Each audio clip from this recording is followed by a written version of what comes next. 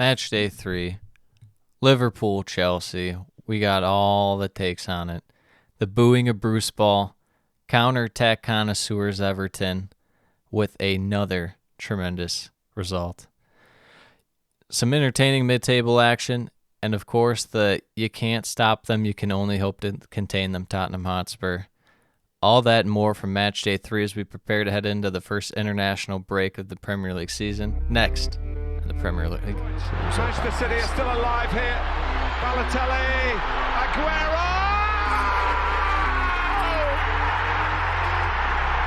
Back, Fuchs, and the ball in behind Damian Vardy! It's 11! It's heaven for Jamie Vardy! You are an ostrich. Well, your head must be in the sand. Is your head in the sand? Are you flexible enough to get your head in the sand? Now the fans are shouting every week, Louis van Gaal's army! Louis van Gaal's army! Feet after a fabulous start, the game just got away from you there. I have nothing to say. Nothing to say about the game at all. Drama from day one! This is the league we want to watch!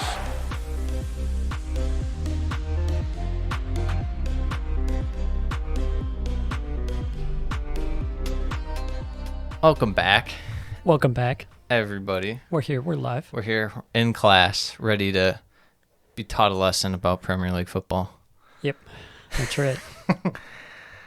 By none other than Pep Guardiola's Manchester City. No, are we getting Let's right get the into that? suffering out of the way Only pain. as fast as you can, please. Well, a little 5-0 action, but before we get to all of it, we'll start with the lineups. Ederson in net, obviously. Walker Diaz, Laporte, Cancelo, Gundogan, Rodri, Bernardo Silva getting in there. Gabby Jesus, Jackie Grealish, Fernando Torres in the middle. As far as Arsenal, Sam, what are we looking at? A little Kolasinac action. Yeah, going with the back 3/back 5, Kolasinac coming in. A lot of people probably thought he was Toast. no longer an Arsenal player, but that's how we do things. You're gone until you're back in. Then you get a new contract. So the back 5, he comes in there. Cedric Suarez in there as well in that back line.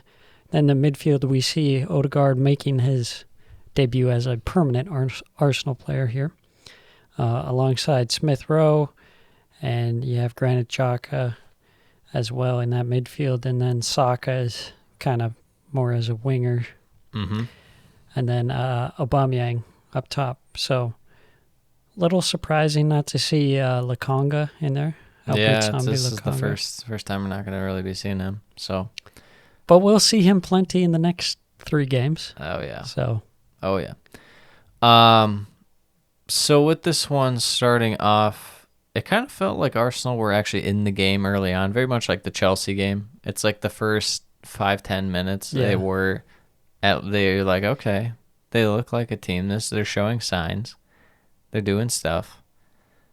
And then 7th minute, bam. Gundogan. Yeah. The mad goal scorer himself. The new Yaya Toure himself, some might say. Yeah, you'd think that this formation would make Arsenal more defensively sound, but honestly, they looked quite bad. Yeah.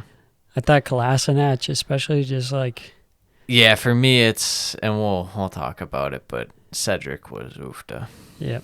Yeah, it's kind of a strange goal. It's just, I mean, all these ones, at times, it was like, how do you let this happen? They, like, pretty much walked the ball into the net. But second one with Torres, 12th minute, that one was unassisted. First one was Gabby Jesus with the feed. So, first 12 minutes, Arsenal down 2-0. They're already... It's pretty much over at that point. Not touching the ball. Man City just playing keep away. When Ederson has more touches than like anyone on Arsenal, it's bad. But it's okay because Emile Smith-Rowe almost blocked one into the net. Almost. And that would have been great. Yeah. That would have been awesome. That was the highlight of the day for Arsenal. 35th minute, Xhaka, red. I know that a lot of the Reds have kind of been questionable. You're saying this one's a little questionable too? Yeah, I think for me, this is kind of the only talking point of this game. The only thing that really means anything.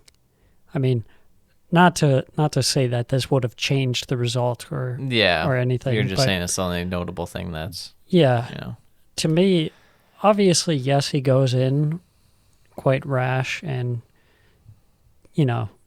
two-footed, but I think his feet stay low enough and he gets the ball too.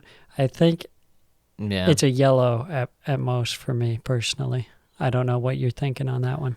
I could definitely say it because I don't think it's a clear 100% like everyone seemed to think. But, I mean, I probably would still give it a red, but, I could see either way. The thing is, though, like, you see these kind of tackles, like, they're getting multiple away. times a week, every week. Yeah, they're getting away with it now with the new reffing.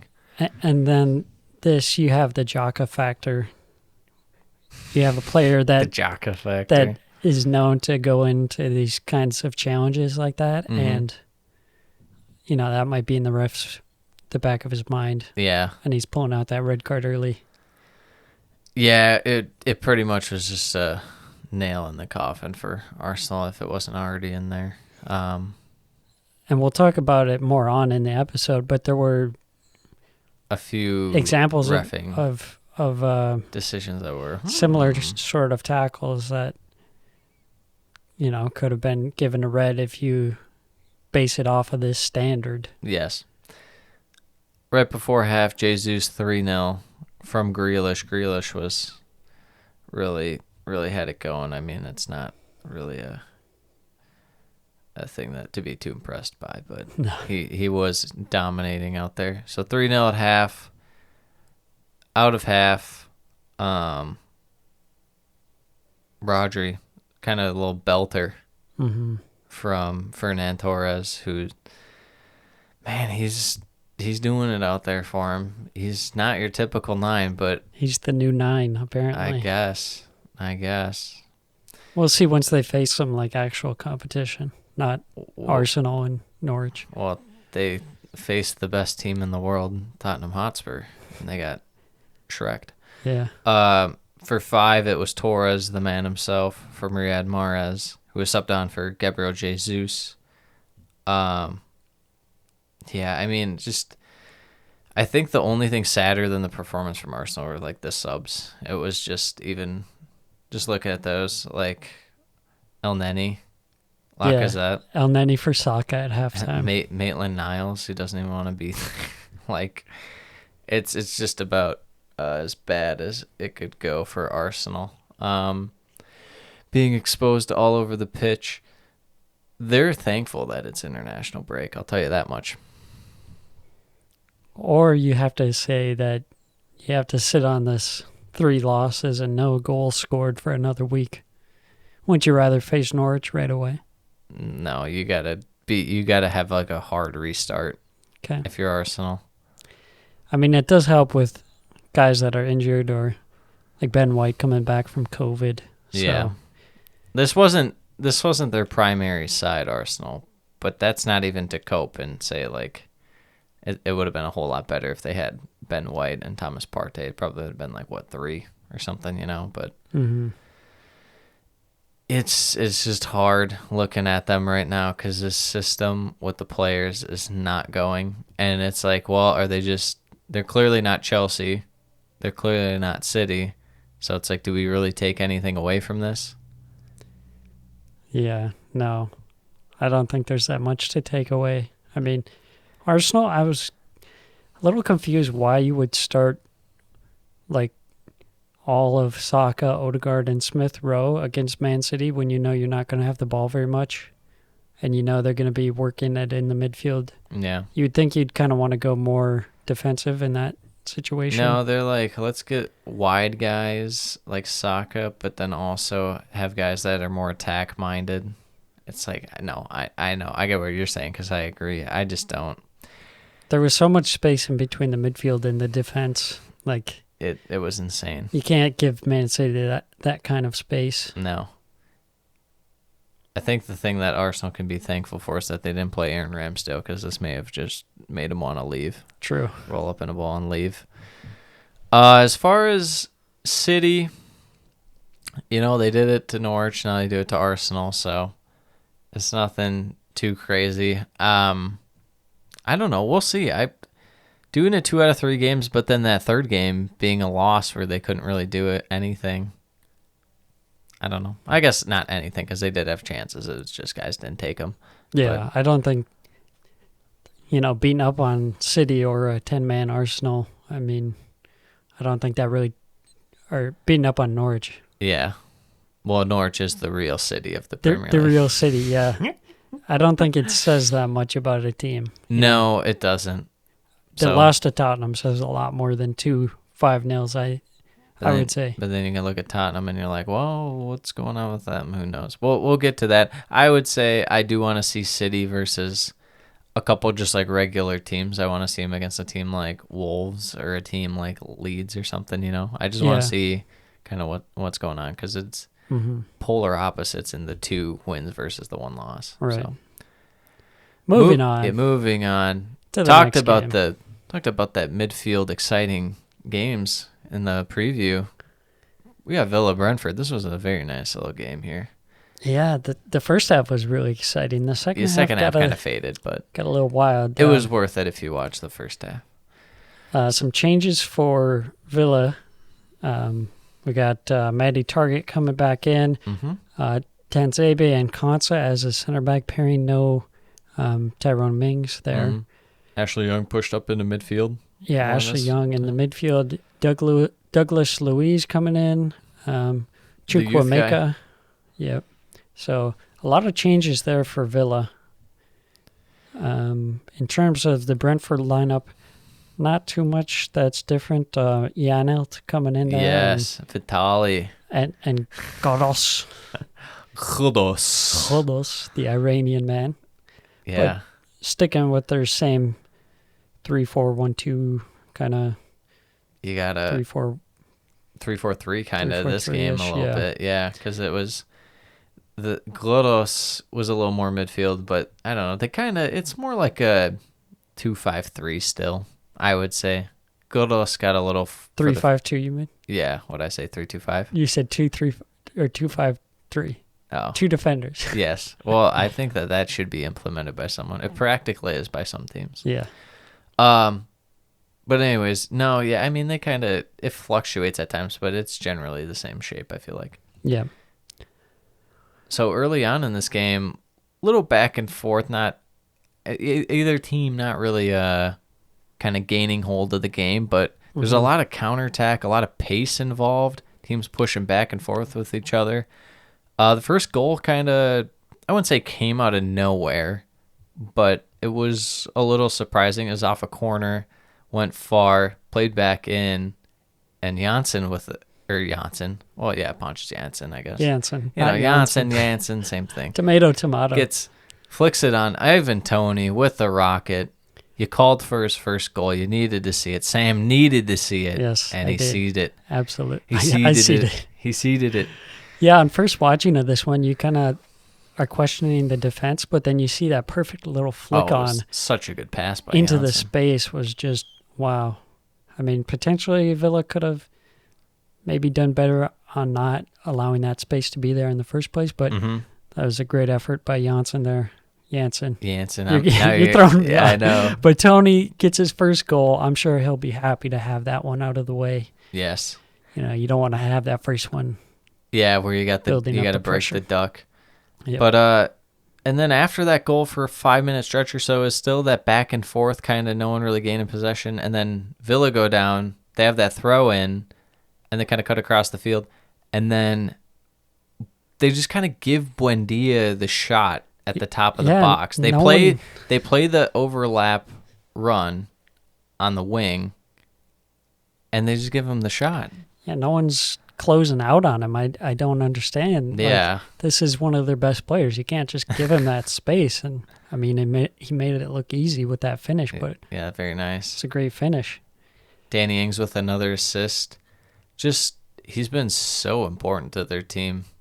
so Yeah, far in he's- terms of the attack. He's been the main guy. He's kind of clicked right away. Yeah. And you just figure that. I mean, he's a smart player and he's been around, so Yeah, that's why, if you're Villa, that's why you pay £25 million for him. yeah, exactly. He brings that experience right away. You know what? Ollie Watkins is kind of coming back. I wouldn't be surprised if Ings comes on as a sub for the next game or two or something, just to give him a little more rest. Let Watkins get a run out there. So, Yeah. So the scoring happening pretty early in this game, but yeah, it was kind of that midfield battle, similar to the Brentford Palace game. I thought it was very similar in that regard. Yeah. Not too many like clear-cut chances. Most of them were kind of like half chances. yes, And that's kind of why I was surprised that we had 2 goals. right away. Right There's away. people taking advantage of it. Yeah, it was very back and forth, and kind of even towards the end of the first half, it kind of slowed down a little bit, and that really carried into the second half. Teams neither were as aggressive and tried to shore up the midfield. It felt like, because there was a bit of a exposing done by both sides against other teams. Yeah, for sure. Midfield defensively. So Yeah, it was pretty end to end in the second half there, and also just a lot of like tactical fouls and stuff. So much time wasted, just guys, either injured or pretending to be injured, or who was that who sprinted at El Ghazi? Just sprinted into him and got El Ghazi a yellow. I forget who that was. I think it was Janelt. Yeah, he just ran into him, tried to get a foul. Oh, we didn't even talk about Yano when he got the tip past Emi Martinez and scored it when Emi was going to hit the ball downfield. Oh yeah, and they said that he had possession of the ball. Yeah, Man, they should allow that. That was pretty funny. that was awesome. Yeah, second half just kind of slower, a little more conservative by both sides, so not nearly as many chances. And then the stoppage time of 8 minutes. Yeah, I think really that says kind dragged of on. the. And what- part of what it was second half was part like. of the time was the injury to, was it on Villa? Who was it? Konsa? Konsa, yeah. Yeah, getting hurt, had to get subbed off. Unfortunate. He's been playing decently for Villa towards the end of last year and early this year in this game. So, yeah, I mean, this game finishes 1-1. I just like what Brentford do right now. They just look solid. Same with Villa. I like both these sides. I get why you'd want to be a little more conservative in the midfield, seeing as how open it was, and you're just begging to let the other team in and score. But I did kind of wish that one of them would open it up a little more. Yeah, I think for Villa, this is a decent result because the fact that they had to make so many changes coming into this game. True. Yeah, this isn't their best team, to say the least. Yeah, so, just kind of a scrappy game. They got a draw. Obviously you'd like a win, but, you'll take a point here and move on. Exactly. The reffing, like you said, I think that was the main takeaway from the game. It was not the neatest game ref-wise. He was kind of letting some stuff go, but then he called some ones that shouldn't have been called. It was not the best. It really felt like he didn't have a good control on the game, definitely in the second half. I can't remember. Was it Andre Mariner? Was he reffing this one? No, that was the Tottenham game Andre Mariner did. This was, I forget who was reffing it. David Coote, maybe? Yeah, I believe it was. Anyways. Both teams share a point in that one. Another impressive performance by Brentford as they build on their good start here. So moving on to the next one, we got Brighton versus Everton. Oh, yeah, talking about good starts. Everton right now, making us all apologize out here. Yes. So we'll start off with the Everton side. Holgate and Keane back as the center back duo. Digne and Coleman out wide, of course. This solid midfield of Allen Gray, Townsend, and Doucouré. Townsend back in the starting lineup, obviously out last week. Charlison and Calvert-Lewin is kind of their two main guys up top. I wouldn't say partnership because Calvert-Lewin's more just like the regular 9, whereas Yeah. Richarlison Richarlison's kinda more just- out wide. Yeah, he kind of floats and does whatever. He does Richarlison things. Gets upset. Yes. To the Brighton team, Robert Sanchez in net. One bad moment for him coming up, unfortunately. The Robert Sanchez fan club took a hit this week. Definitely. Webster, Dunk, Duffy, borderline team of the month player Shane Duffy out here the way he was Yeah, playing. true. Speaking of great player, Basuma, Pascal Gross, Adam Lallana getting a start, Jakob Motor also in there. Mapai, who we didn't know if he'd play or necessarily start because of that injury against Watford, but starting. McAllister and Trossard also in there for Brighton. Anything catch your eye in terms of the lineups? This one was interesting for Brighton because it looks on paper like it's a back three, but they were playing it more as a back four with Motor as a left back and Webster kind of going more towards the right back position. So I thought that was kind of an interesting Little wrinkle. thing Graham there. Potter threw in there. It seemed like Webster had a pretty good game. I mean, he's He had a kind great of like game the new against- Ben White. Ben White yeah, regen, he the had a way he's really good- passing. He had a really good positioning against Watford and was one of the main reasons they were able to stop their counterattack from breaking out a lot of times. But no, yeah, Motor was kind of like a wing back, kind of like a very deep lying midfielder on the wing. So, and he can get forward. So I don't mind that decision at all. Yeah, it's kind of like you can switch interchangeably between like a back 3 and 4 when you need it, especially against Everton, because in this game they kind of have done the same thing where they're sitting back and trying to play on the counter through like Damari Gray, Yes. just like they have done in the previous 2 matches.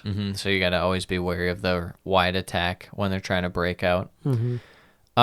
This game was very similar to all Everton games so far of just like kind of feeling each other out. It's not like, I feel like Everton kind of holds a little more possession early in the game than late in the game. And part of that might just be Everton trying to see stuff out. But even like around like the 30th minute and stuff, it feels like Everton's kind of just starting to ease into sitting back. Yeah. More so. But like the first like 10, 15 minutes, Everton's fine, holding possession for a little bit, testing the other team's defense and stuff. But yeah, and then eventually Brighton kind of, establishes a foothold, kind of controls the game in terms of possession, how they want to play it. And, I was just so impressed this game with Everton defensively, especially centrally. I thought Keane and Holgate were pretty good too, and Allen also pretty solid in the middle of the field. Yeah, I think they did do a good job defensively. Brighton kind of looked like they did it the first week against Burnley before they scored the 2 goals. They looked a little bit like they were out of ideas. And for me, the biggest issue in this team is that they like to play out of the back, and that's fine. But the thing is that too often they'll just go for the safe pass and pass it back to the center backs, and they'll just kind of do that whole thing and then try and restart it down like the right-hand side.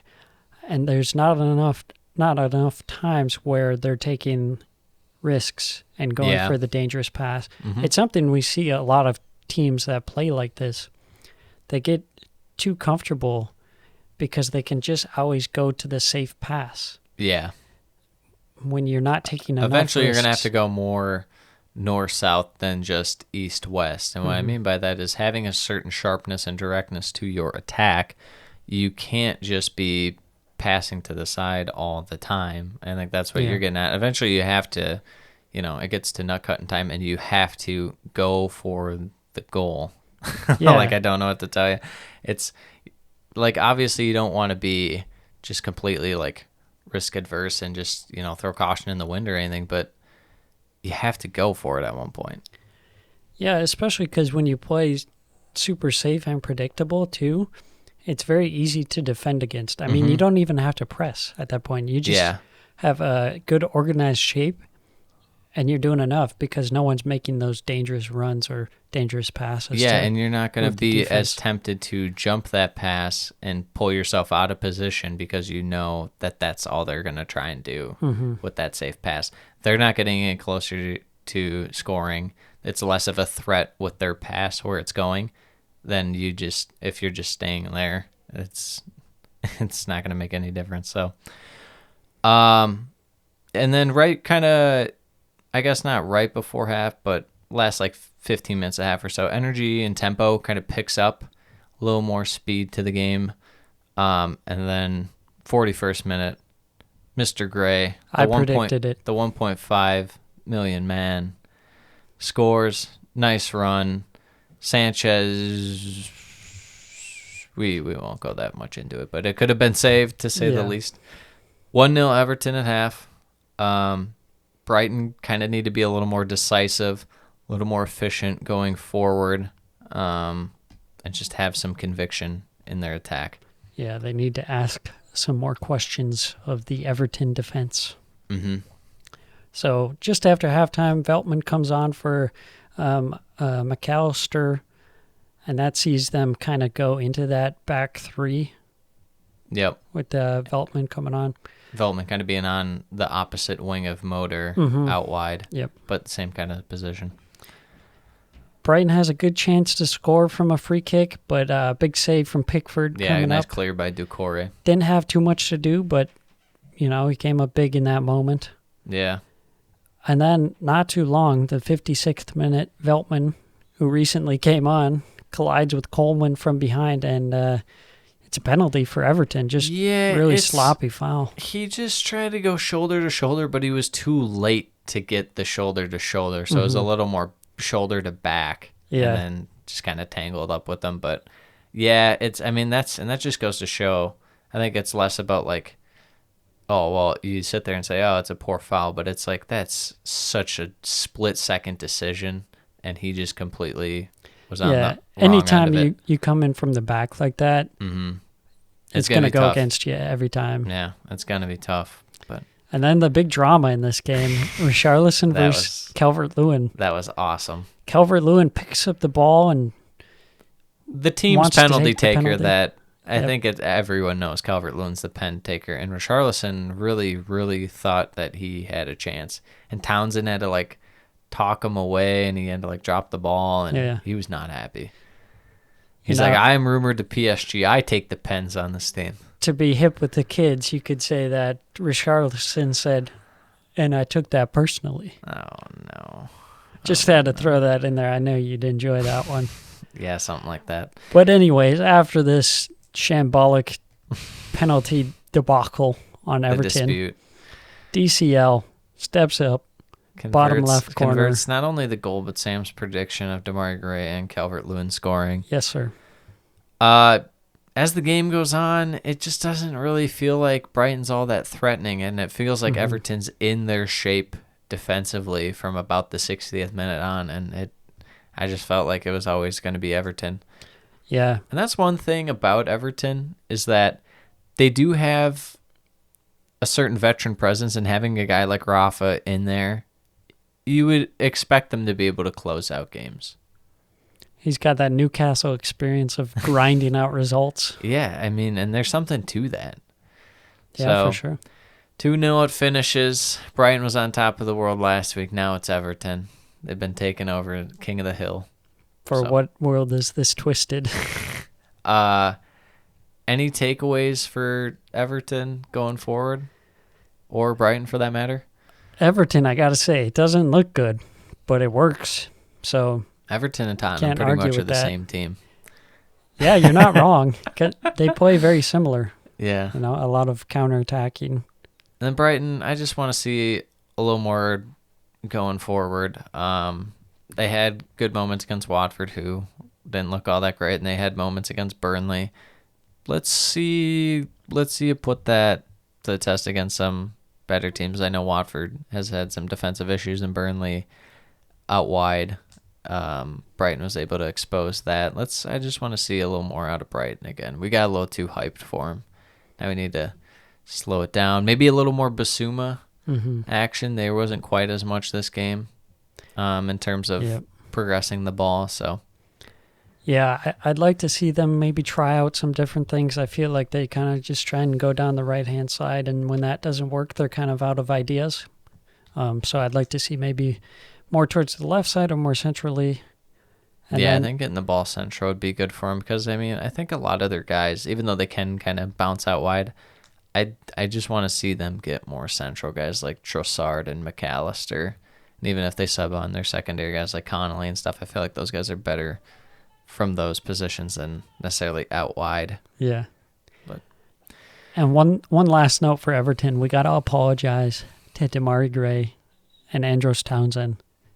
they've been solid. They've been good signings so far. Yeah. Bargain bin, Yeah. You never know. You might find a Academy Award-winning film in the bargain bin. Oh, well, you always find that with Rafa. Rafa always finds them. Mm-hmm. Moving on, former Rafa club, Newcastle at St. James against Southampton. Break it down. Starting off with Newcastle, Freddie Woodman in net. Again, we got the 3-5-2 usually turns into like a 5-3-2 for Newcastle. Same defenders.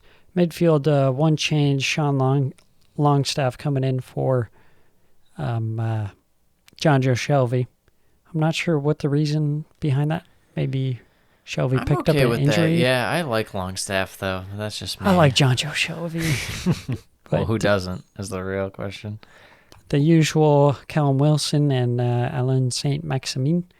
And then for Southampton, Walker Peters finally getting in there. I mean, he played. I think he Walker played Peters. last week. But they've switched up the fullback pairings each game. Livramento and Walker Peters this week, dropping Perot.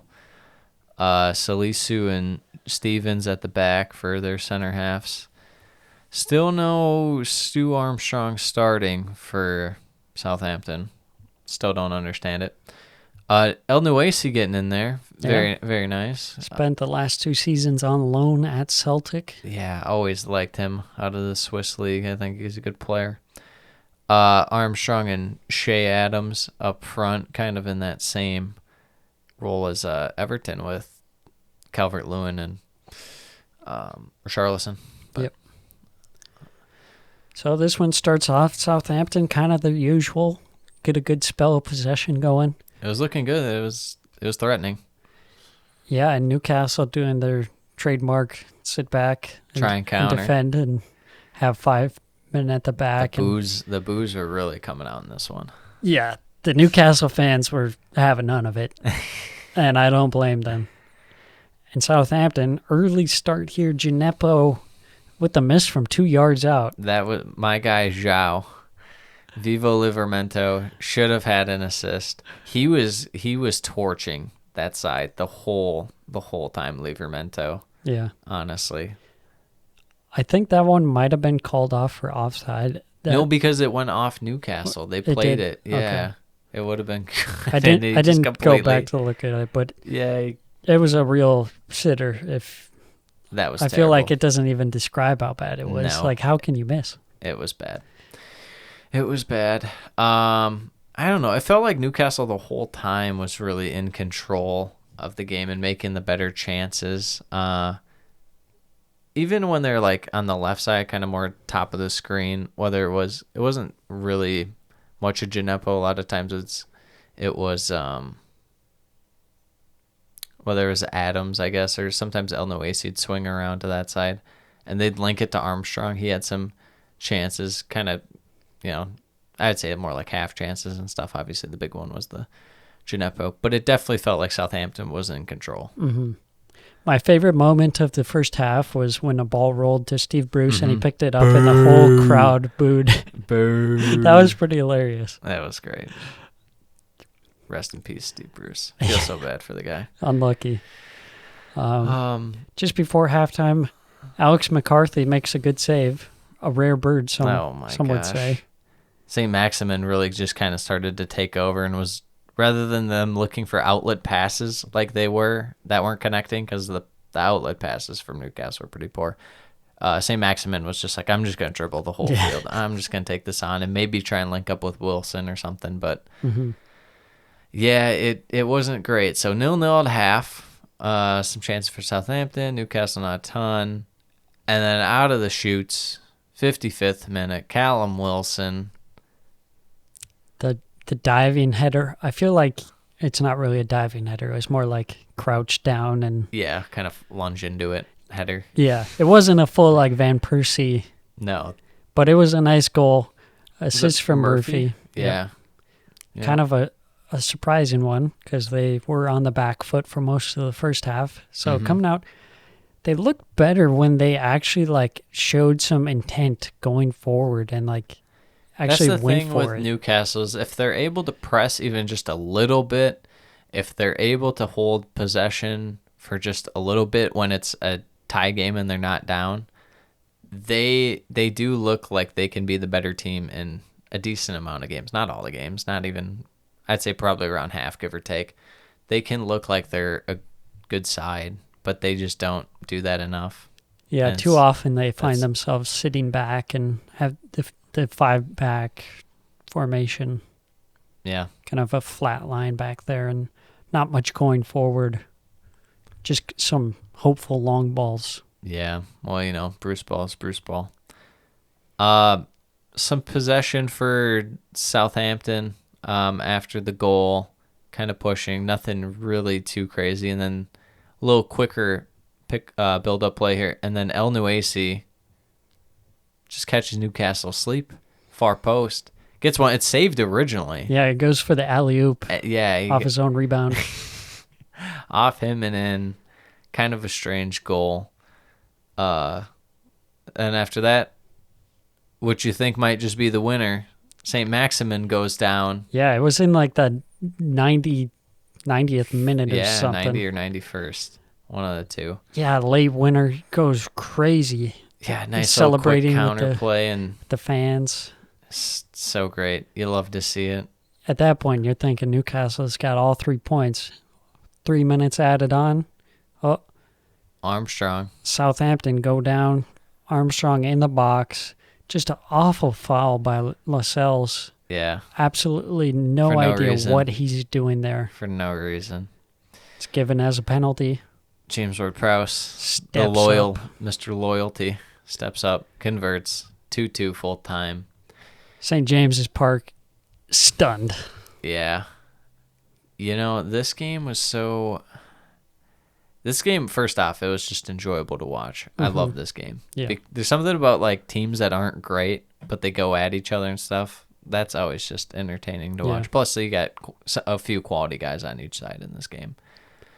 I would say I'm very, very worried about Newcastle's defense. Yeah, it's bad.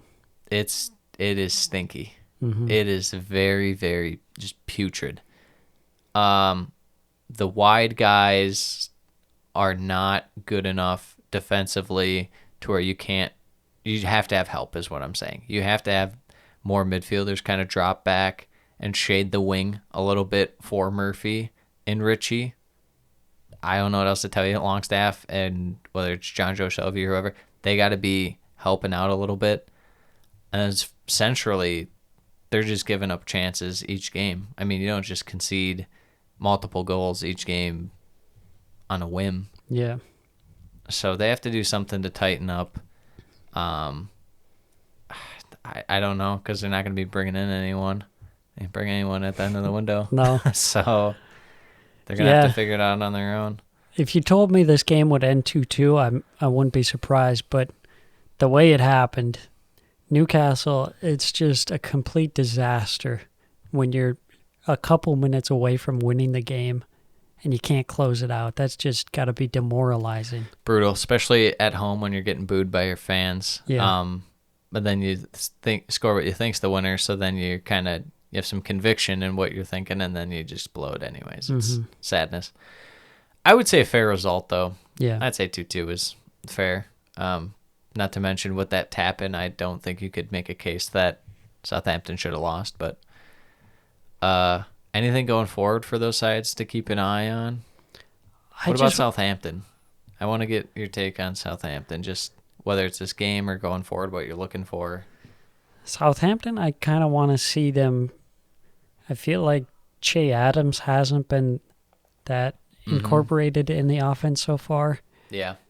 And also, I'd like to see Stuart Armstrong get in there as well. Yeah, Just add a enough little of bit Oriol more. Romeu. Yes. I've seen enough. I've been calling for this for what? I've seen enough of this guy. I don't know what he does. Absolutely.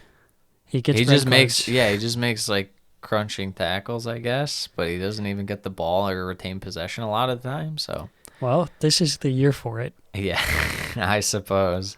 In terms of Newcastle, I just want to see them show more intent going forward. When they are pushing the pace and the tempo, getting forward, they look really good.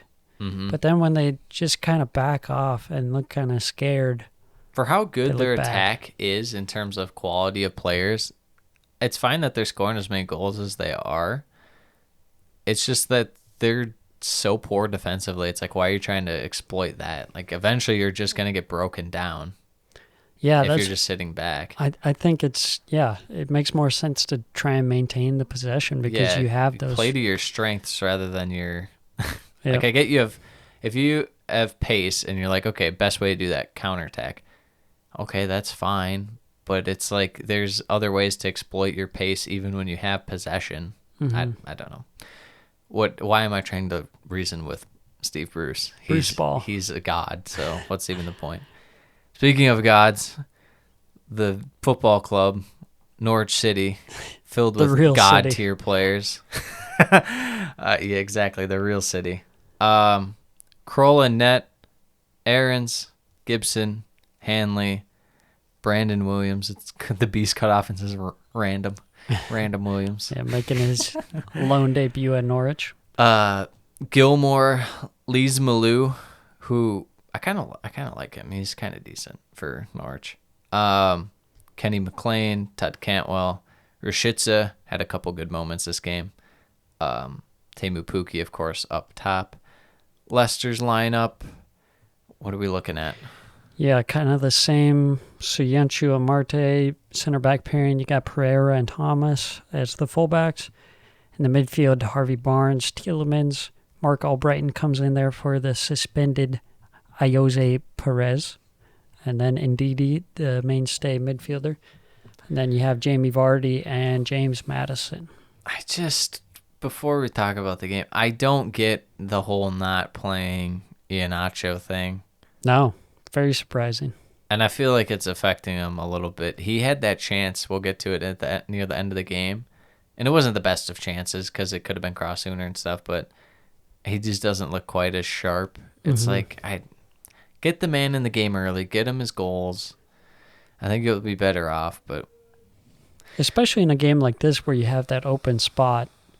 Because, bringing in Mark Albrighton, he's decent enough, but I'd rather be playing. Are they worried? Was Brendan Rodgers coming in this game worried about Norwich's attack, so he feels the need to keep Mark Albrighton as like a steady guy who has a higher work rate, can go back and forward? I sure hope not. Well, he scores a goal, so we'll get to it. Kind of starts off, I think this game really caught me off because I figured Leicester would probably just dominate a little more than they did.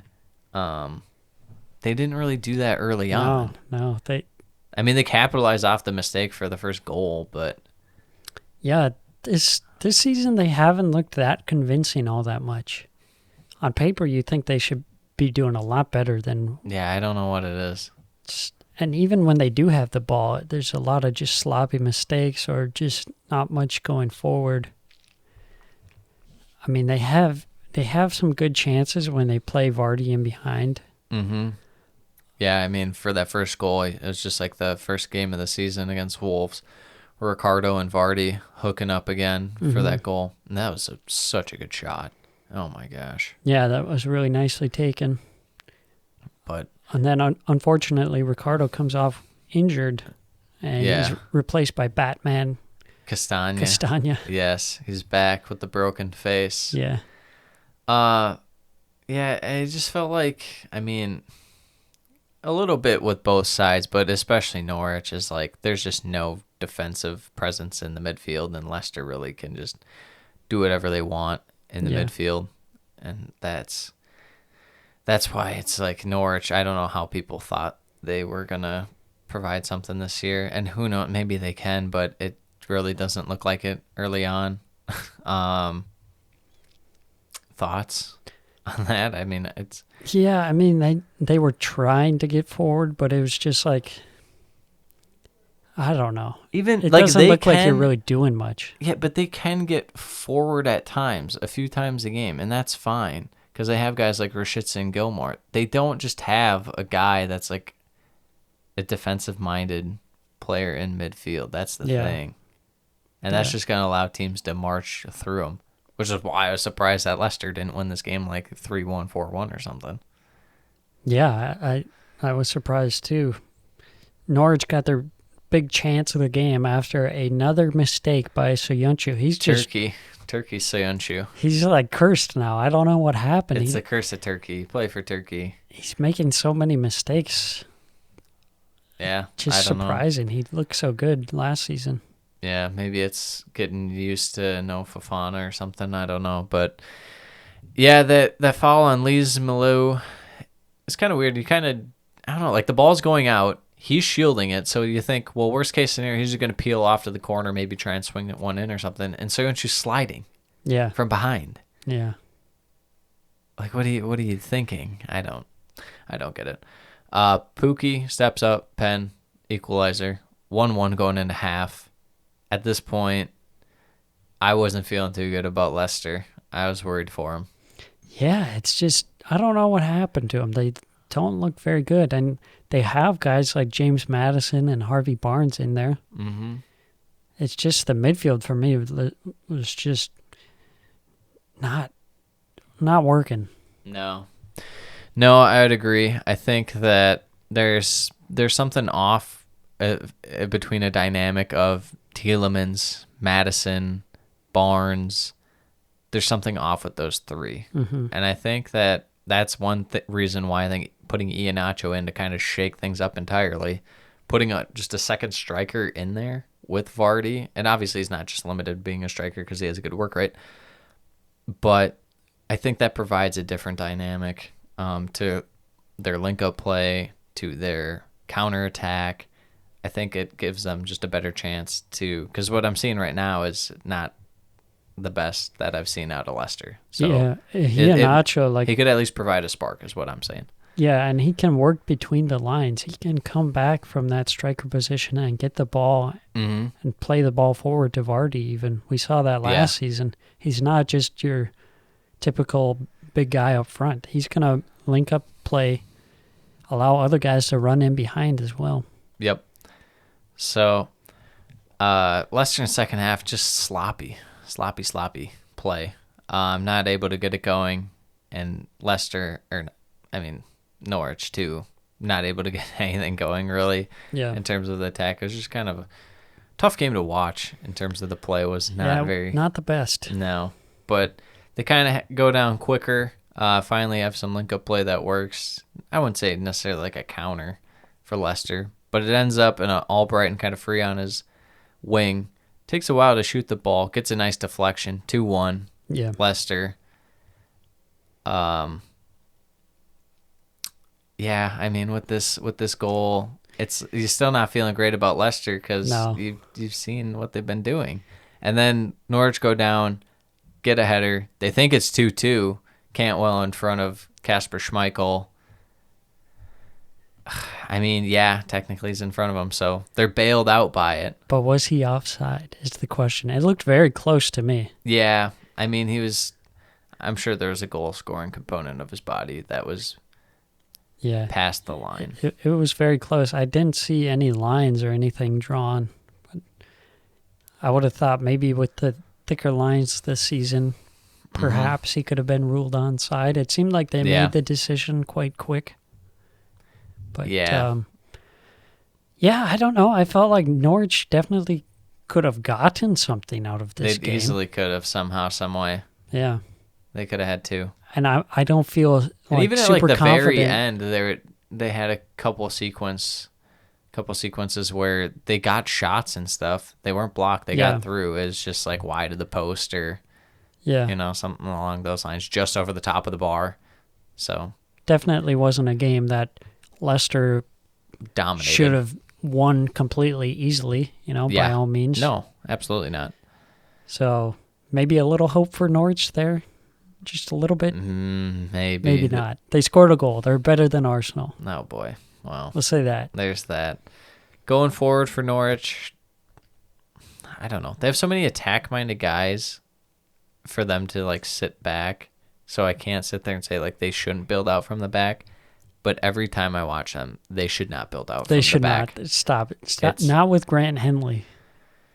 Yeah, I think they'd be best served to just kind of push it forward quick and then wait for, maybe a little hold-up play to get some guys back, like Rashica and whatnot, and then just go with that. But the whole going slow, methodical play, like, that is not pragmatic in any sense with this team. Like, you don't have the components to play like that. There was that moment, I think it was in the first half, they were trying to play out of the back, and Grant Hanley had the ball, and he didn't have anyone to pass to, and then he, like, ran out of bounds. I know what you're talking about. That was just hard to It's watch. like, please stop doing this. Just kick it up. As far as Leicester, maybe they need the international break too to regroup.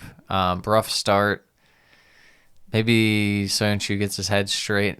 Maybe Rodgers is experimenting with some tactics, sees some things in training that he likes out of guys and implements them into the starting lineup. But Leicester's got a wake up call here. Yeah, it'd be different if it was like when last season when they were missing guys.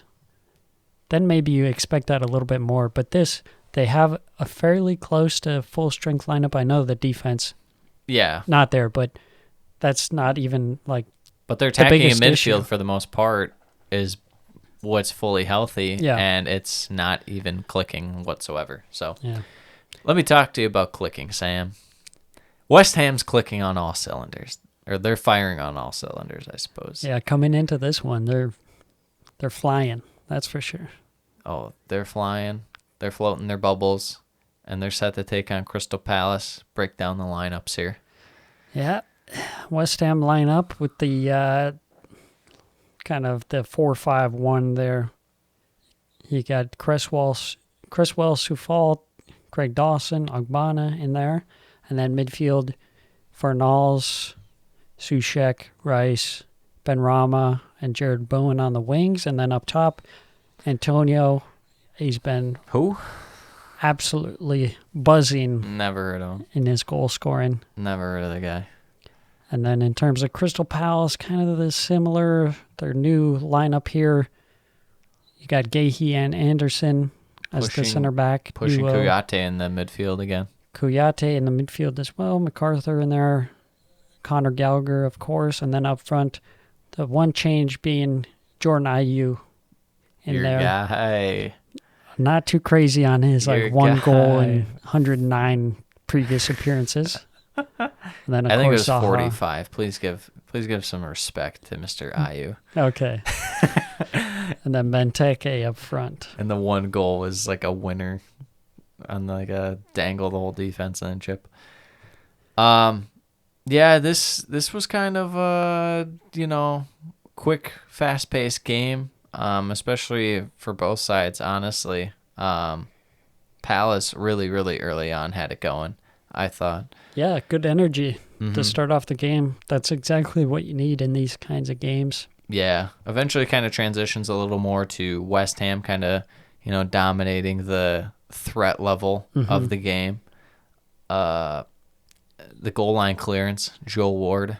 Yeah, there were some good amount of time where Palace was just really pushed back. Yeah, they were the ultimate bend, don't break. Yeah. They were really holding on for life. Yeah, the clear off the line, and then West Ham does get their goal through Fornals. Such a well-worked goal. Yeah, it's a beautiful team goal. The 1-2 with Mikel Antonio. Just Yeah. some great Oh, team yeah. play. Like you said, they're clicking on all cylinders. Fornals with a perfect little shot. Not much Guaita could do on that one. So, Yep, they go into halftime with the 1-0 lead. Very much deserved. oh yeah. Coming out, Palace look a little bit better. They're a little more on the front foot. Mm-hmm.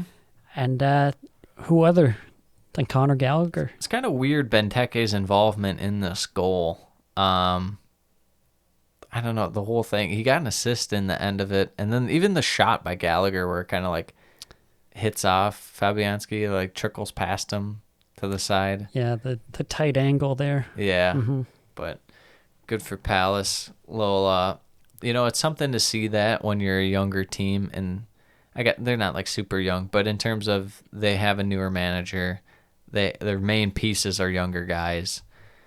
Being able to actually push forward and respond coming out of half after you make the adjustments, that's an important sign to notice with this team. Yeah. You don't just give up after, or like they're able to make adjustments. Like there's so many teams we've seen over the last like 10 years where they're just not able to make adjustments, and you know that they're not going to do anything different. Able to play a little quicker than the other team and have your link-up play result in something like this, I think that's important. Just as like a long-term thing for Palace this season. I feel like the Palace of last season, they would have just been sitting back completely. Yes. The whole game. And you're just banking on Wolf or Townsend. Yeah. Yeah. And most of the time, it doesn't work. Yeah, to say the least. But they get their equalizer, and then they're playing more positive football. It kept going, that momentum. They had it going for a little bit.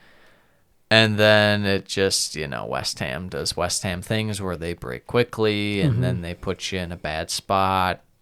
And then this man is just the ultimate punisher right now. Mikel Antonio for number 2.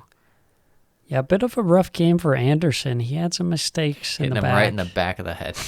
And it fell perfectly for Antonio. Yeah, he had some questionable passes. He didn't look all too comfortable. I think they kind of noticed that they wanted to play through him a lot and were pressuring him more. So I think that forced him to make some more mistakes. Yeah. But not his best game, for sure. Yeah, look, we like him. He's a good player.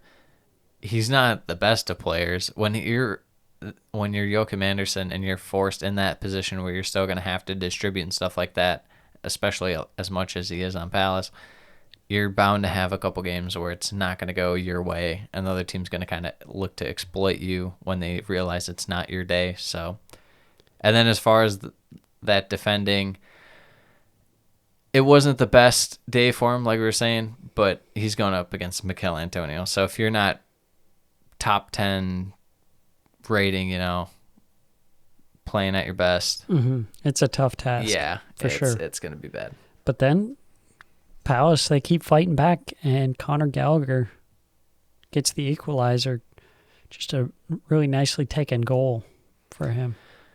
Yeah, that turn was just incredible. Yeah, by him to create the space there. A lot of guys would have kind of snatched at that, but he kind of had that patience. Yeah, working it around. I think it was Dawson too. So you're going to go up against a very experienced center back. Kind of use your athleticism a little bit, but then when you're able to put the athleticism with the know-how, that was truly incredible. Played by him. Slots at home. 2-2. As the game goes on, both teams have a few chances. They weren't nearly as good of chances as the ones earlier in the game, but 2-2. Great match to watch. Yeah, that was a good one. A lot of people were counting out Crystal Palace, but I think they earned their point in this one. They fought back twice to get the equalizer and deserved point. Great performance from Conor Gallagher and also Antonio again, I would say. Oh, yeah. Any final thoughts on that match? No, I think that this Palace might not have a win yet, but they have something to build off of through their first 2 games. Very strong points. Defenses look good at times. Attack has looked good at times. Could easily have, they had a little luck go their way. Maybe they beat Brentford. But no, going forward for Palace, I feel comfortable with them. And then West Ham, they're just clicking right now. They don't want an international break. Yeah, with that's the way true. that it's going for them. So yeah.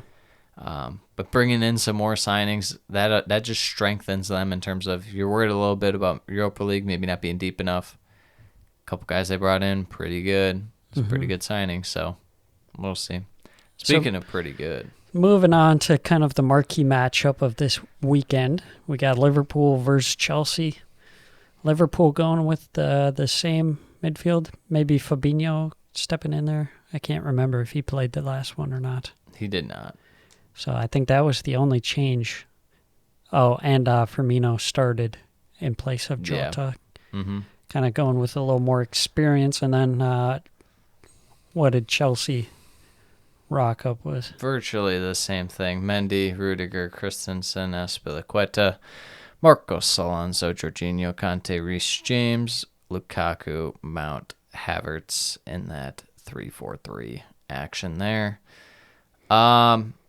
Liverpool they had one early chance, that Henderson chance, which was, I think that just shows, how good a quality Jordan Henderson has in his shooting ability.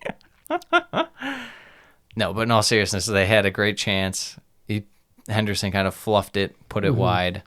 After that, Chelsea kind of slowly, I felt, started to kind of gain a little more possession of the game, make it their speed. That's kind of what they do, is they get it, they let you do your thing first, maybe like 5-10 minutes, and then they just kind of put their stamp on the game. Yeah, and also Liverpool this season have kind of had the tendency to sit back a little more, try and hit on the counter. Yep. They were doing that again this game, trying to play through the long balls. Yeah, which you figured, and I mean, it makes sense because Liverpool, no one will say it, but their midfield's not that great. Mm-hmm.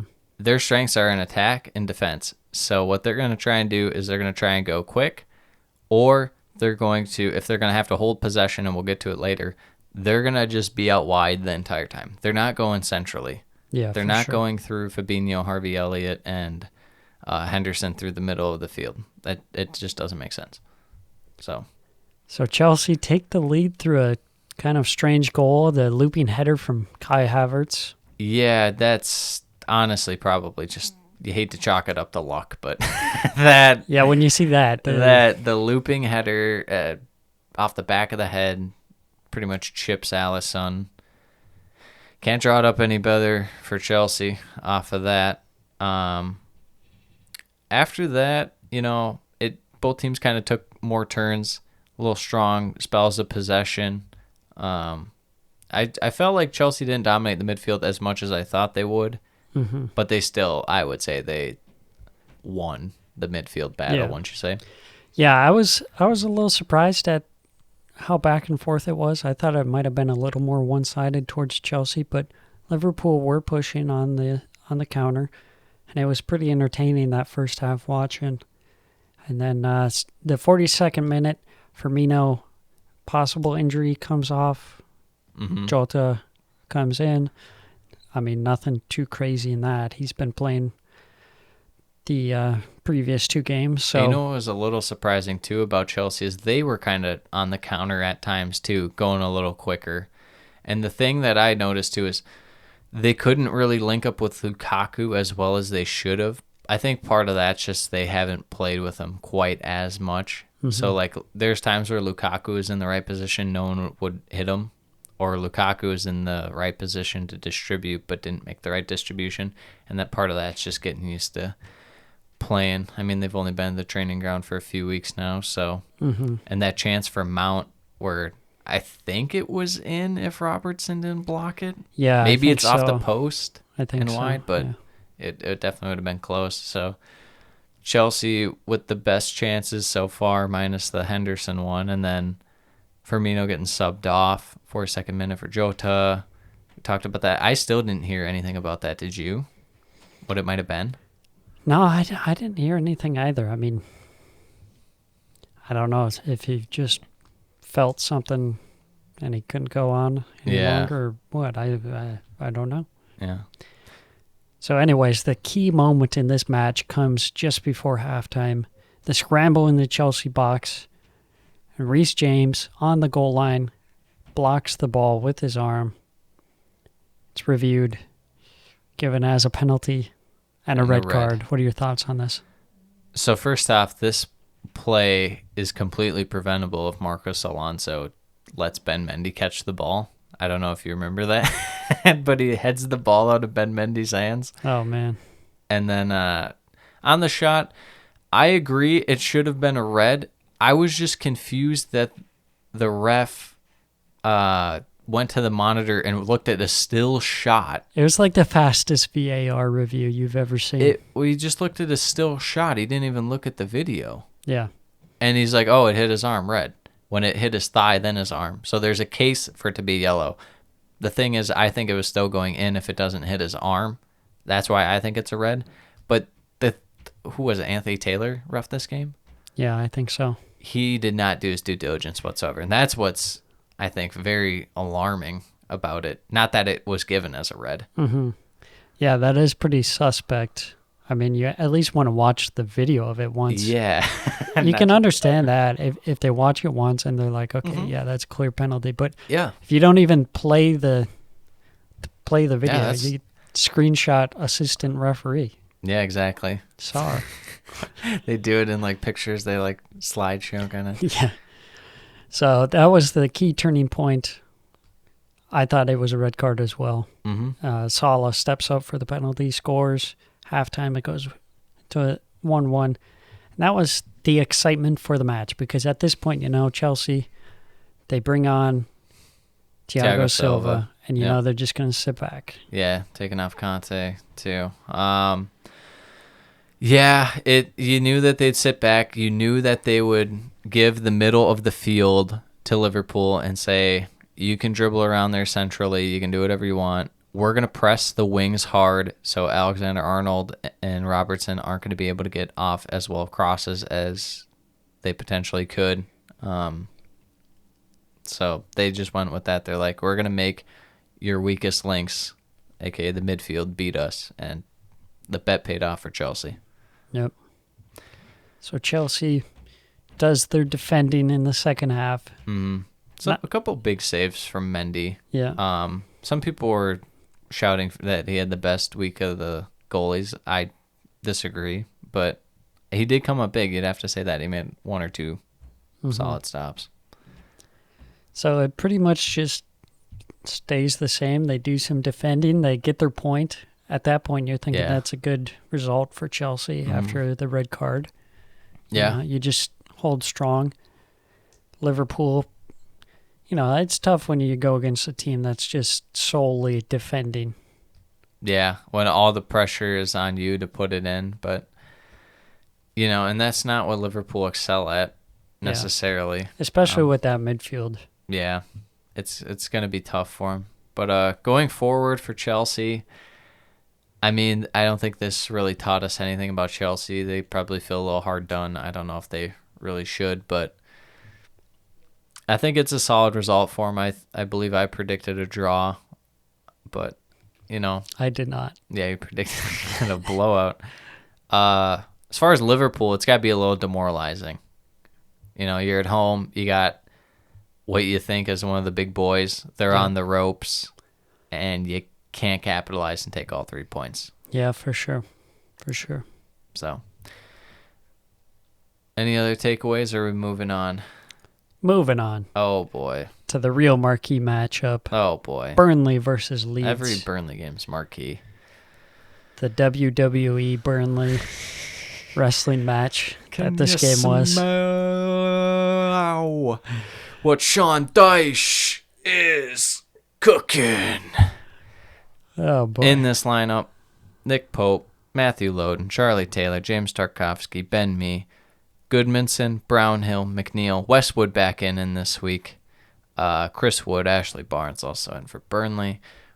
Leeds, Melier, Cooper, Llorente, Stroik, Ailing, Dallas, Rodrigo, kind of in like a midfield forward hybrid role. He's kind of in I don't know the what his role is on this team. position. The legend Calvin Phillips out there, Pat Bamford, Rafinha, Jack Harrison as the attackers. Yeah, they're switching it up, kind of going with the 3-4-3 here. Mm-hmm. Llorente coming in there and Rodrigo instead of Click. I like this form for Leeds. Yeah, I think it suits them better. So, yeah. I don't know. Rodrigo's still yet to really do much convincing, but they loaned out Elder Costa, so I feel like they're fine with Rodrigo. Yeah. But I mean, bringing in Dan James, I see that's the thing is Rodrigo. Like sometimes he goes out wide, but a lot of times you're saying like he is a 10. You think Dan James is going to be that? Yeah, I was thinking that. Where's Dan James going to play? Because you have Rafinha and What Harrison if you on move the wings. Rafinha a little more centrally, Yeah, that's what I was thinking. and then you have Dan James where Rafinha is right now? Yeah, I feel like that makes the most sense. I agree. But I could also see maybe if they tried Dan James as more of like a 10-ish. I guess. But anyways, getting into the match right away, Tarkowski, he's really been on the roll of just like getting into it right away. Oh, yeah. This one, he wrestles Pat Bamford to the ground like within the first 2 minutes of the game. He's throwing some elbows. Tarkovsky's really just a bruiser of a guy. He's like, there. "Oh, I heard you're being a little more lenient on the foul calls. All right, I'm just gonna Don't mind if I do. trucking people." Don't mind if I do. Yeah, I mean, with every Burnley game, it's always going to be physical, and it was very physical this game. Yeah, absolutely. Yeah, all over the pitch. Jurgen Klopp was somewhere watching this one, absolutely seething. He was taken aback by it. He couldn't believe it. He was beside himself. This is not heavy metal football. There were times when I was watching this, and I was kind of thinking the same, like, "Wow, this is quite rough here." Like this is. This should have been the Burnley is year one of thing. Burnley, not we predict them to go down. That's true. Well, we'll see about that though. Main highlight of the first half was Rafinha's miss after a nice kind of team play, a little build-up action. He still looked good this game. Yeah, Leeds didn't look that sharp again in this one, but they did have some chances, specifically this one. Yeah. I mean, in the second half too. We'll get to it, but I still think Rafinha kind of coming around after that Man U game was a little invisible, but speaking of invisible, 0-0 half, and it wasn't one of those pretty 0-0 halves. Absolutely not. I mean, Burnley had like 52% passing, so they were like You'll love it. doing nothing, Yep. just fouling. That's how you like it. That's all they were doing. That's how we like it. I mean, it worked for stopping Leeds from scoring in the first half. So. Yeah. Well, you just got to hold out if you're Burnley, and that's what they do. They hold out. They get a corner, good stretch of play. Burnley just get the reward. Chris Wood. The tap-in. Too good. That's what he does out here. Did it even touch him? I mean, It did. he was celebrating, but it looked like it must have just barely touched him. Yeah, it barely did. But Anyways, it counts the same, 1-0. Then Leeds kind of make the adjustment. They go 4 at the back. Mm-hmm. They bring on Mr. Shackleton. He brings in a little more attacking presence. Yep. Llorente coming off.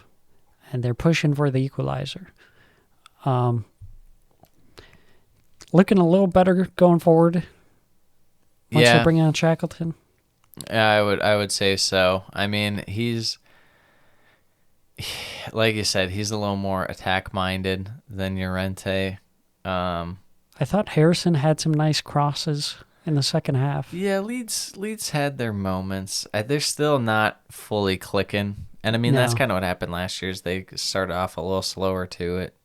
They're a rhythm kind of team. They'll get it going, especially with Dan James. I think they'll be even better. But they still managed to get an equalizer. A couple deflections leads to Bamford finally getting it. People wondering about him. Yeah. Gets it in. Gets it in. It wasn't pretty, but goes down as a Bamford goal. Yep, against the former club. Yep. Finishes 1-1. You know, with this, I thought Leeds would be able to use their speed to exploit Burnley a little more than they did. Not necessarily through counters, but even just like quick link-up plays out wide and stuff. And they really couldn't get it going. No. I mean, I'm sure there's an aspect of the Burnley effect where Physical. it's If you're just getting very pounded, physical. it's going to be tough to do Yeah. anything. So someone might have told Burnley that they can do that. Well, Burnley might as well just keep doing that and pounding people. they might as well. 'Cause I think Leeds, we haven't seen the best of them, like you saying. They're kind of figuring out what formation and which guys go where. I think once they get Dan James in there, that'll help absolutely. figure out. I would think Rodrigo would be dropped. I would think. I think he'd be the first man to be dropped. Unfortunately, I mean, they spent a good chunk of change on him, and he hasn't quite worked out so far. Yeah, and who knows? I mean, he could, even if he just has like a decent enough stretch this year, it's like, at least he helps out the team. But 1-1 going forward, want to see a little more from Leeds. Use that pace, use their pressing, and really, play Leeds football. Play the Bielsa way. Not really doing that right now. As far as Burnley, all right, you got a result at least. Yep. It's something, Team better than you, and you still got a point. I don't know what their schedule is that ahead of coming up, but they just got to keep grinding. They got to keep doing what they do. Yeah, I would have liked to see them hold out and keep the 1-0 lead and pick up the 3 points. I think that's really important for them when they find themselves in winning positions. Yeah, because they're built on defense. Yeah, I don't think that's going to happen all that much where they're in the pole position and they can have the chance at the 3 points. So we're 2 blown leads, Brighton and now Leeds. Yep. So tough stuff for Burnley. They got to get a little straightened away. Moving on. Tottenham, Watford. Yeah, this wasn't the prettiest game either, to be fair. No, it was not. I mean, Tottenham, we've seen them. And it's not just Watford kids. Yeah, we've seen Tottenham. They're kind of playing this kind of counter-attacking style-ish. I don't know. Yeah, it's not, I wouldn't say counterattack necessarily. It's just they're fine with sitting back, absorbing the pressure, and then they have their fast kind of breakout play isn't exactly what you think when you think a counter. It's just kind of quicker link-up play that goes forward all in one fluid motion. But with their lineup, virtually the exact same lineup as the last couple weeks. Lloris, Reguilon, Sanchez, Dyer, Tanganga, Højbjerg, Ali, Skip. Harry Kane getting a start. Harry Kane did get in this game. They did finally get him in there. Yeah. Son also in there. As far as Watford, Bachmann, Troost-Ekong, Messina, Craig Cathcart, and Serralta getting the first start for him. Highly touted defender for him. Edibo Sissoko, debut from Tottenham. Against his former club. Sarr, Dennis, Kuchka, and Josh King. Josh King making his debut for Watford in the Premier League here. So, let's see. See if Watford can look a little more convincing now that they have a little more firepower going forward with Sissoko and Josh King. Yeah, they at least have guys who've been in the Premier League and aren't completely, toasted. So, yeah, they had a good start. Good chance at the beginning. Forced Dyer to make a block. Mm-hmm. Yeah, right away using that speed. After that, they were kind of limited and forced to kind of hold their defensive shape. And they were able to do so for the most part. Tottenham really didn't have a ton going for them in terms of chances literally until their goal in like the 40th minute or so. Son with that free kick. Yeah, I just want to say before we describe the goal, there's potentially that the free kick shouldn't have been given in the first place because Bergwijn was making a run. He plays the ball way out in front of him, and then he gets fouled. There's an argument saying that he wasn't going to get to that ball anyway, so the free kick shouldn't have been given. What are your thoughts on that? Yeah. I mean, when you go back and watch it, it doesn't look like he's going to get there. No. But it's one of those things where it's like he had control, and then he got around the guy.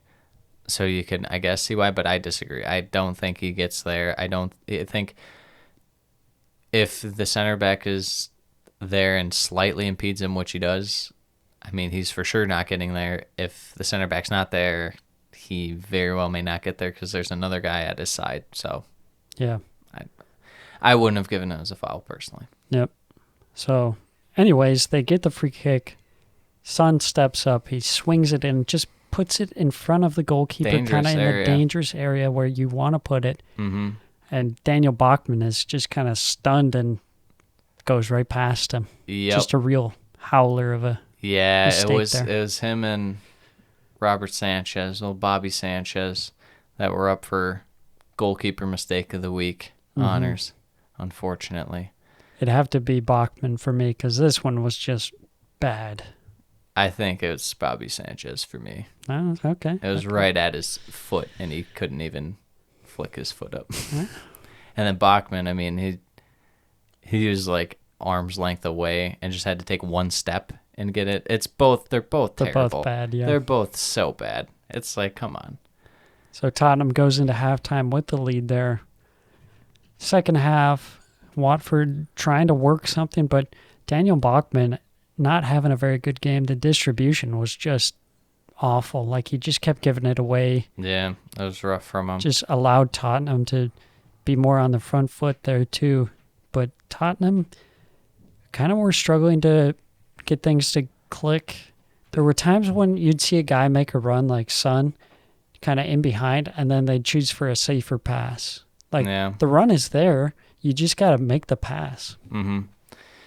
Yeah, I mean, they were still getting their shots and stuff. They had 8 shots on target, so even though, Bachmann had a terrible game distributing and gave up that easy goal, he still made 7 saves, and I mean, any shot from Tottenham was generally in the box, so they were getting looks. This was probably their best game attack-wise, I would say, and that's saying a lot because they haven't looked all that great. Yeah. Maybe you say the City game was a little better because they did have a couple chances. They had significantly less chances, but they were probably just as good. Maybe 1 or 2 were better than the chances in this game. So, but no, they don't look super smooth when they have possession, and that's what worries me about them. Is they're not really as sharp as I feel they should be for a top 6 club that's going to hold most possession in these games. Yeah, I think they just lack kind of the quality. You have Dele Alli in midfield, Oliver Skip, and then like Bergwijn. He's not going to be a guy that's kind of holding possession, really. No, and even so, like, he's your secondary guy. Like, he'll have a few games where he gets goals and assists, but he's not going to be the main playmaker for you. It's going to be Son and Kane, obviously, as the elite level players. Yeah, I worry about their midfield getting exposed as far as attack, because Højbjerg's been fantastic for him so far, and Skip has been serviceable to say the least. Dele Alli's, I can't with them. It's just not there for me. I don't see it. Yeah. But and then Tottenham's defense, gotta give them props. Shut down Watford.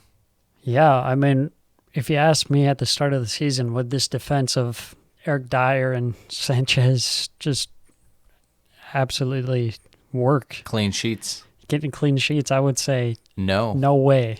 Like, 0 way. Even with and Tanganga and Reguilon, Mr. Own Goal, it's like, man, it's Tottenham's defense is just holding up perfectly. And part of it's having the rock of Højbjerg in front of them and stuff, and Skip doing his job. But yeah, it's truly incredible. Game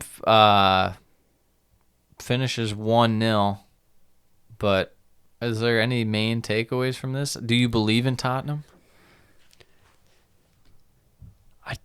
I don't think they'll sustain it. I think they'll lose momentum at some point or another, and I think it'll kind of revert back to the norm. I think they're punching above their weight at the moment. Mm-hmm. I think that's fair to say.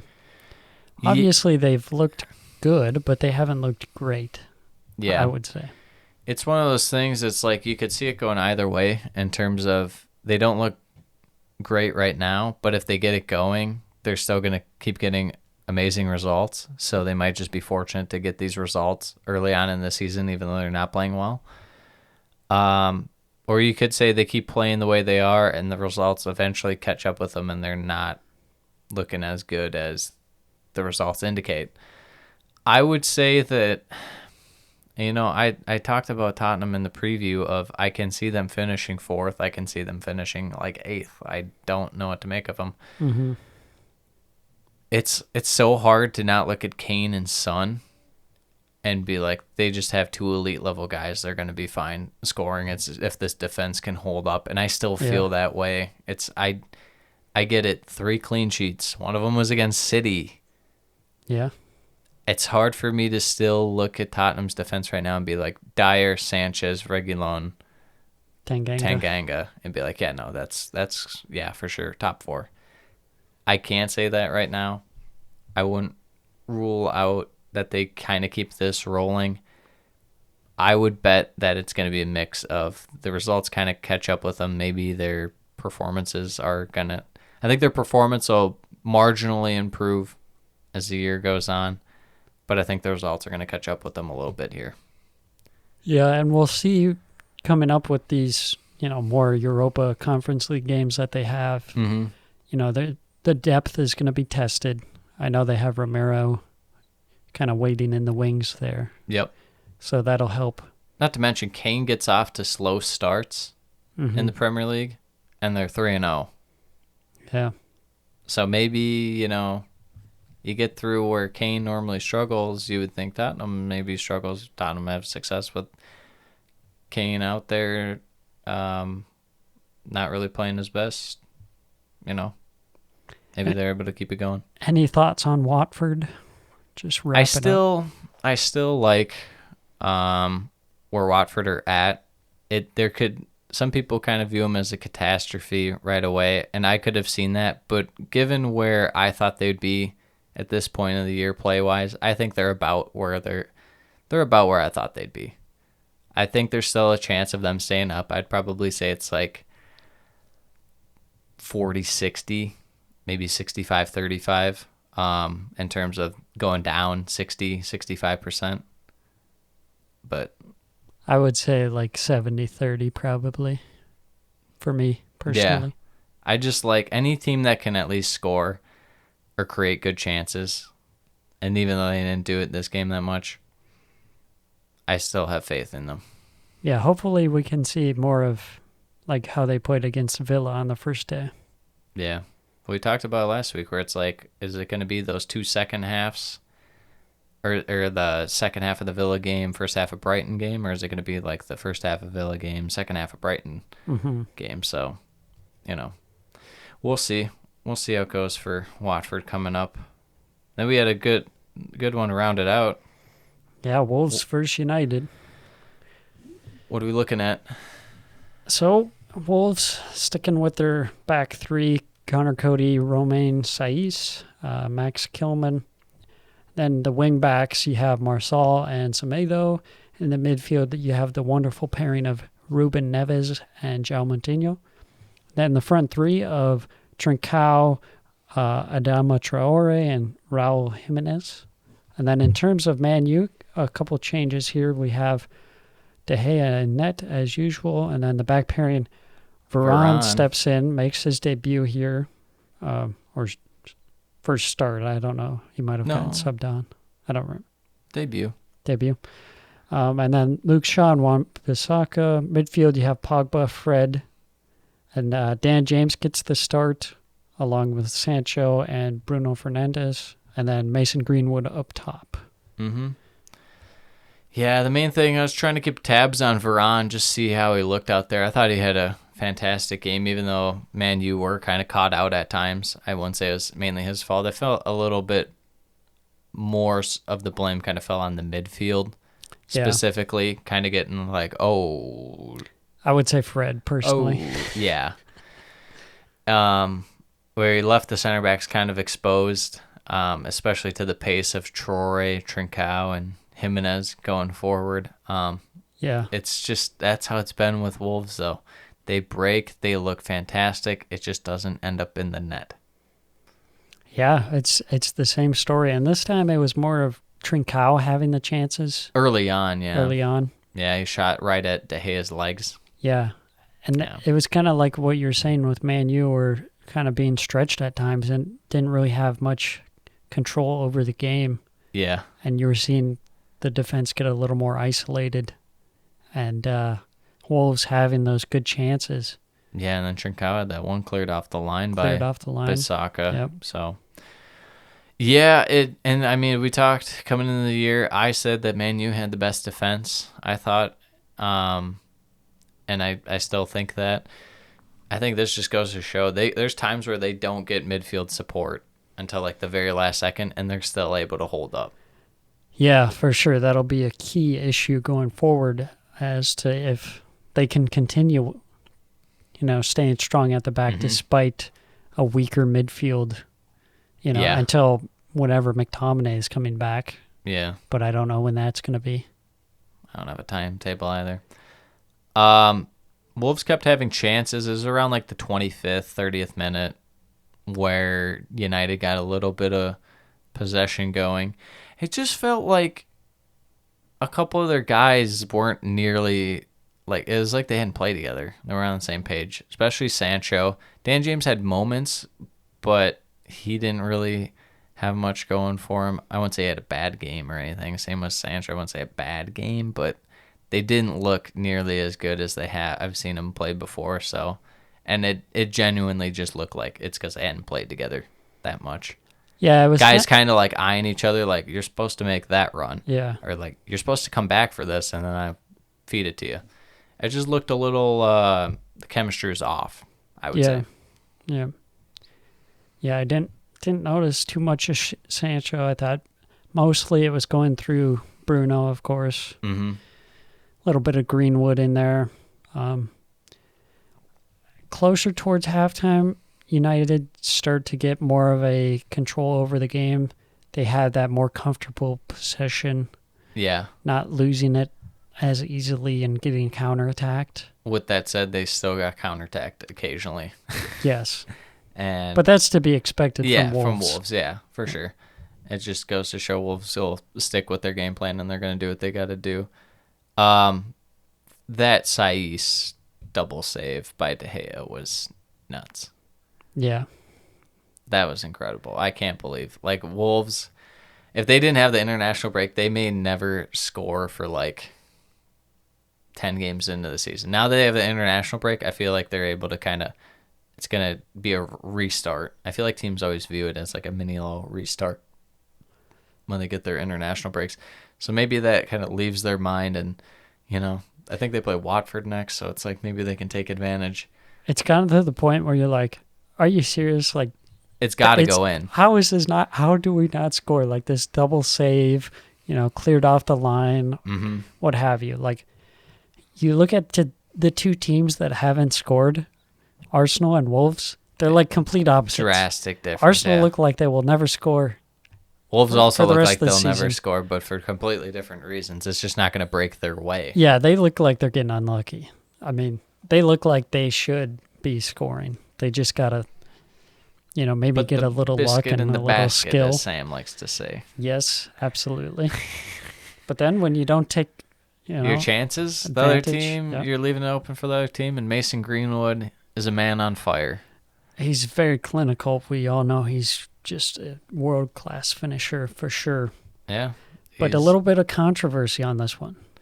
Yeah, it's one of those things where I watched it live, didn't think it was a foul, watched the replay, didn't think it was a foul. You watch the slow-mo, Pogba completely gets Neves. Yeah, pretty high up on the shin. Yeah. Studs up. Yeah. Would you say red, yellow, foul, or no foul? For me, it's a yellow, since the studs are up, and it clearly gets him. I mean, if we're going off the Jaka thing, then it's a red. I suppose. But I think it should be a yellow because I think he was playing the ball. He was playing the ball, and he got part of it. Yeah. But he also got Neves. So. Yeah, I think VAR needs to step in on that one and call that one back. I think that's a pretty clear foul. Yeah. Once you slow it down and you see the contact there. I think it just kind of, Wolves, again, it's a bit unlucky. Yeah. You got to say. It's been their season. I think they have like 60 shots, and they've conceded like 20 shots. Yeah. But I'm not too concerned about them. I think if they just keep playing the way they are. Yeah, they got to keep the ship. Things will change. Just keep it going. Just keep playing the way you're doing. It's going to work out. It'll start happening. But 1-0, all 3 points to United. One thing that we can talk about is Jose Sa. You said before the season started he'd be a little bit of a downgrade on Patricio. That was a poo-poo save. He looks like quite a bit of a downgrade. Yeah. Like maybe we look for someone who's not Portuguese. No, there's plenty of good goalkeepers out there. No. Portuguese are nothing. Yeah, he's had some not so great moments Maybe so far. Chan can play goalie for him. Sure. But this game going forward, United maybe a little concerning about the midfield. Not necessarily their attack midfield, but that holding midfielder spot of Fred, Matic, kind of, it would have been nice if they could have got someone else to come in. You look at this team, and you have great players in almost every position. Your Varans, your Maguires, your Pogbas, your Brunos, your Brunos, Sanchos, and then just that spot. Fred. It's like that meme where there's like soldiers, and then there's the one clown. That's Fred. Yeah. I was trying to say as that one where it's like a really run down old house and then there's the one Lamborghini. That's how people say about like the one guy who's a good player on like a bad team. Yeah. It's like the opposite of that. It's like an amazing house. And then the guy just has like a rusty old junker. Yeah. It's like, oh man. Yeah, Fred should not be starting in this. No. He can be a depth piece. He's fine for that. But I would say going forward, I still believe in United. Their defense is so good, their attack's so good. And the rest of their midfield is good. It's just that one spot. So I like them. If we're power ranking if we're going top 5, it's got to be West Ham 5th. No, Liverpool 5th, West Ham 4th, United 3rd, City 2nd, Chelsea 1st. That's fair. I would say. But have you factored in Cristiano Ronaldo? Well, first off, we should apologize to all the listeners. We misinformed you the day before the transfer. We said it was City. Sure seemed like it. Yeah, it ends up being United. Then Sir Alex was like, "It's gonna be, don't do that. It's gonna be incredible to see him back in the Premier League." And man, they're so deep, United. We're gonna have some like Richarlison DCL level penalty kick taking scruffles between him and Bruno. Yeah, yep. He's taking them from Bruno. Sorry, Bruno. This is Ronaldo's team now. Let's see. Team of the week. My team of the week. You ready for it? Yeah, what you got? In net, we have De Gea. There's a bunch of guys you could go with. Went with Lloris the first 2 weeks. This week, I couldn't really justify it. He only made like 1 or 2 saves. Alexander-Arnold, Michael Keane, Dave, Cesar Azpilicueta, obviously. Rico Henry, I liked him on the left for Brentford this week. He really impressed me. Gallagher, Grealish, Allen for Everton. Everton finally getting love out here. And then we got Fernan Torres, Mikel Antonio, and Mason Greenwood. All right. There it is. There it is. Very nice. Coming up, international break now. Yeah, we'll have a little episode out before the next match day. It probably won't be. Maybe we could break down all the transfer deadline day. Yeah, we'll probably touch on that. Touch on where teams stand right now. Most intriguing teams to us. Maybe preview, kind of coming up what teams are looking at, and then for sure we'll be breaking down Matchweek 4. Yep. As you know how we do it here on the Premiership Perusal podcast. Drop some beats. Anything you want to say before we wrap this one up? Rafa was right. Rafa's always right. In Rafa we trust. In Rafa we trust.